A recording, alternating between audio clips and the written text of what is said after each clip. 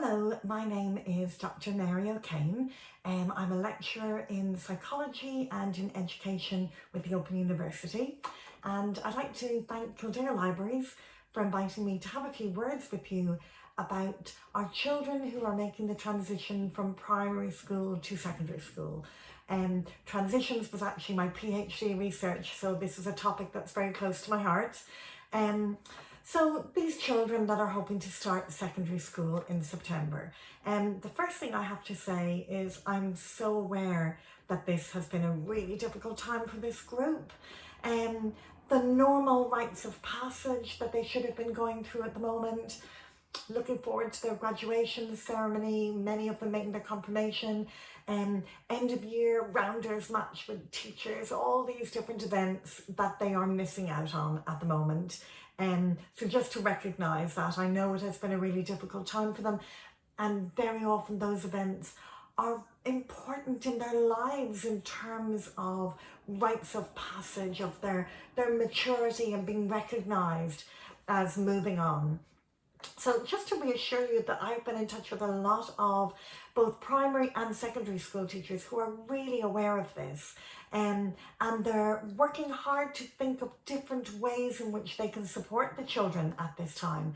So primary schools looking at having online graduations and online ceremonies, and secondary schools very aware that some of those transition activities aren't taking place, and that they are doing all they can to think of inventive ways to support the children at this time. So just to reassure you of that one. So as for them making this transition, it is a big one for them, there's no doubt about it. They have been the big fish in the small pond, and they're looking ahead at becoming the very small fish in the very big pond, and I know that really is a big transition for them. It definitely is. They have been so used to in primary school being the kingpin of the group. They've been given more and more responsibility as they get older. They know all their teachers, they know nearly everybody in the school. So they've gone from sort of that position of seniority, if you like, to an awareness that that's changing and that's ahead of them. But can I say to you as parents, one of the really important things to remember is they are ready. They are ready for this transition. Although they're missing some of the end of year activities, the schools have been preparing them for this for so long, without feeling that everything is aimed at secondary school. Just in terms of their skills, their independence, their decision-making skills, their problem-solving skills, their self-esteem, that has all been growing and developing and has been supported over the last few years and in the senior cycle of primary school. So it's important that we remind ourselves that they are ready. I think most parents watching this now, if you step back and you really ask yourself, do I honestly think they're ready? They are. Most of them really are. So remind yourself of that. It gives you a bit of confidence, and remember to remind them of that you believe in them. So although you know this is a big transition, it's a big move, you're also aware they have these skills. So if you're asking them how they're feeling about it, and if they say, they're nervous, they're a little bit anxious, say, well, you know what, that's natural. It's completely normal. However, I feel quite confident because, I know your social skills are great. You're so good at making friends. You are a really good communicator. You're a good problem solver. And because I know you are all these things, I know that you will be successful. I know you can manage this. So really think about your own child and their skills and the skill sets they have, the strengths they have, and remind them that those strengths will stand to them. Over the summer months, and I know it's not our normal world at the moment, but even still over the summer, think about how you can further develop their self-esteem, their independence, their communication skills, problem solving. So say they are maybe they are feeling a bit lonely at the moment. Instead of saying, well, this is what you do, that's what you do, step back a little. What do you think you could do? What solutions are there? What might we do to help? Get them thinking about how they can solve problems. If they have a little online tiff with their buddy online, again, try to step back rather than jump in and solve everything for them. Any situation that arises, even within the family, about planning the week's activities, really try and encourage them to take some responsibility, to take charge, because these are all the skills that will really stand to them. In terms of just a few practical little tips for when we get nearer to the transition, there are changes that they are going to be facing. So just in terms of remembering to help them to cope with those things. The first thing, I suppose, is timetabling and the fact that they could have up to 9 classes in a day as compared to at the moment. So little things like get them to think ahead about, in the beginning when they arrive there, writing down the names of teachers as well as everything else on their timetable. A little tip to reassure them that is, even though the secondary schools might not have all the normal transition activities, I know there are secondary school teachers at the moment making videos of showing around the school so that the children will see where they're going. They're working on develop little maps to show the children. So even though all the traditional activities might not go ahead, the teachers are really thinking about supporting them. The first years always go back early. They go back before the school gets full. So the teachers are really aware of making the best use of that time to introduce them to their new routines. Speaking of their new routines, when you're planning over the summer, little things like colour coding, different coloured hardbacks for different subjects, and different coloured folders for different subjects can make a difference.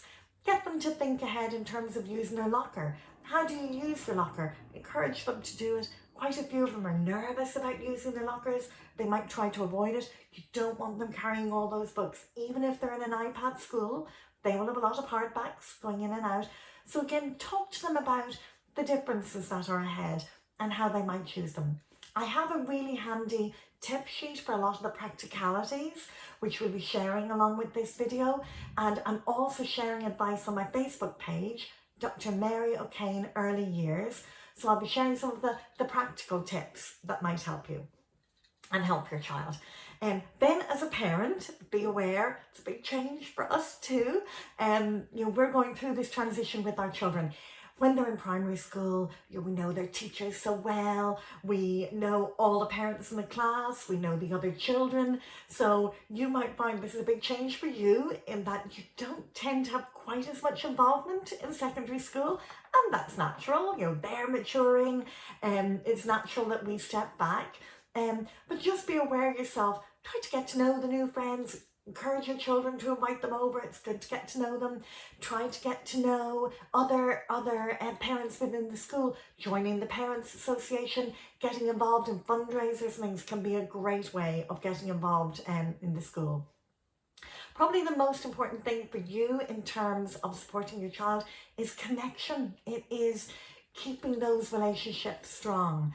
The teenage brain is a bit like the toddler brain. It is, these years, it's a time of really fast brain development.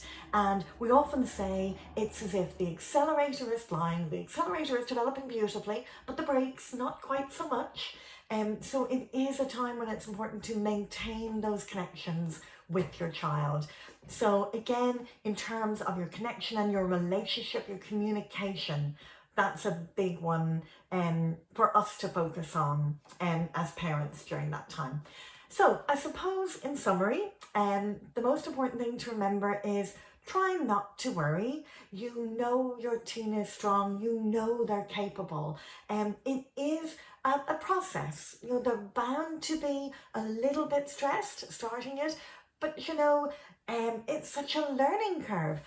Very often parents will say to you, this first year in secondary school is a year in which their children really mature. We see a different child at the end of that year, and that is really because of the challenges they're facing. Most of our children are pretty resilient and they rise to those challenges. So we see a more mature child come out at the end of that first year. We really do. So remember, keep the lines of communication open and make sure that you're reminding them of their strengths. Give them as many opportunities as you can to be more independent over this summer in whatever way you can, even at the moment in these circumstances. It's about giving them more responsibility, whether it's in the home or outside it. Think of ways in which you can do that for your child so they're seeing themselves as being strong, as being capable. And remember that, and you will see a different child at the end of this year. Before you know it, they will be going into second year with this air of superiority that only a second year can have, and they'll be looking down on the little first years who are so much smaller than them and have their little backpacks on their backs. So really they learn and they grow so much in this year. Try and remind yourself of that and remember their strengths as they're facing into it. We know it's difficult circumstances at the moment and them not having those rites of passage, but again, remind them the staff are working on doing everything they can to support them. The staff in secondary school are the same, and that we know they are capable enough to succeed in this new environment and potentially be very happy in it. So I hope those tips have been useful for you. As I said, I will post further information, more detailed information on my Facebook page, Dr. Mary O'Kane Early Years. And thank you once again to Kildare Libraries for inviting me to say these few words. And I hope it has been a bit of support and a bit of reassurance for you, and looking forward to your child starting secondary school. Thank you very much.